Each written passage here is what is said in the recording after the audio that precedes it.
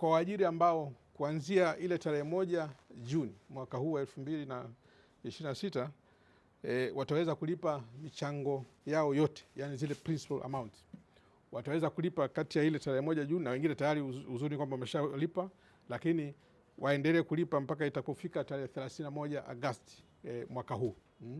Kwa hiyo utaona hapa kuna mwezi wa Juni, kuna mwezi huu sasa wa Julai ambao tulionao, lakini mwezi mzima wa 8. Tumetoa nafasi hiyo kwa waajiri ambao tunawadai michango na tozo waweze tu kulipa michango yote, 100% michango yote katika kipindi hiki mpaka 31 Agosti.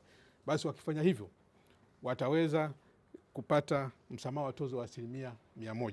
Yani ile tozo yote ambayo iko kwa mujibu wa sheria tutaitoa. Lakini wakiweza kulipa katika kipindi hicho mpaka 31 Agosti, basi baada ya hapo, yani kuanzia mwezi Septemba mpaka mwezi wa 12, tunataka sasa waendelee kulipa ile michango ya kila mwezi, principal amount ile ya kila mwezi.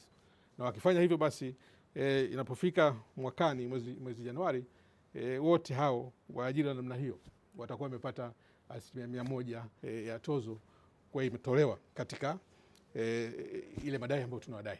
Kitu muhimu sana hiyo. Na ningependa kwa kweli waajiri walizingatia hilo kwa sababu ni kitu kikubwa sana, na kama nilivyosema inawafanya sasa wapeleke fedha zao katika shughuli za maendeleo ya kwao na wafanyakazi waliowaajiri. Lakini kwa wale ambao watashindwa kulipa mpaka 31 Agosti, ambao watashindwa kulipa michango hiyo, basi tumewapa pia nafasi ya kuanzia ili Septemba 1 itaendelea mpaka 31 Oktoba waweze kulipa michango ile principal amount. Wakiweza kufanya hivyo, wao hawa tutapunguzia tozo, lakini sasa sio kwa 100%, lakini kwa 75%. Na hiyo ni muhimu, ningependa waajiri wazingatie sana hilo, kwamba ukishindwa kutumia hii nafasi tulionao sasa hivi mpaka ile 31 Agosti mwaka huu, basi wewe tutakupa tena nafasi nyingine ya kutoka Septemba 1 mpaka 31 Oktoba mwaka huu uweze kulipa michango yote, sio tozo, michango yote. Ukifanya hivyo, basi ile tozo ambayo tunakudai tunaipunguza kwa 75%.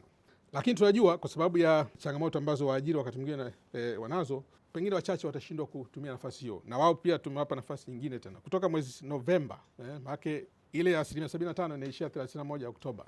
Sasa hawa kundi la tatu wanatakiwa kulipa michango yote kutoka ile Novemba tarehe 1 mpaka 31 Desemba. Tunawapa tena nafasi nyingine ya mwezi wa 11 na wa 12 kulipa, ili tuwape punguzo la tozo la 50%.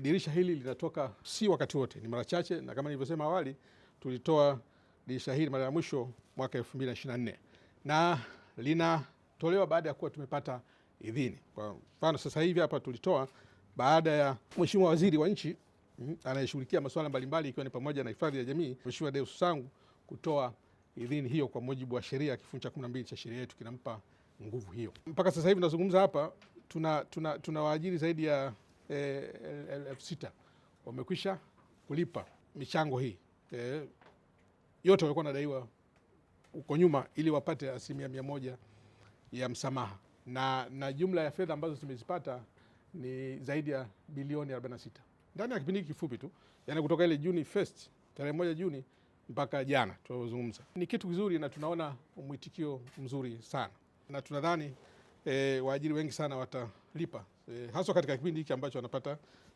punguzo la 100%.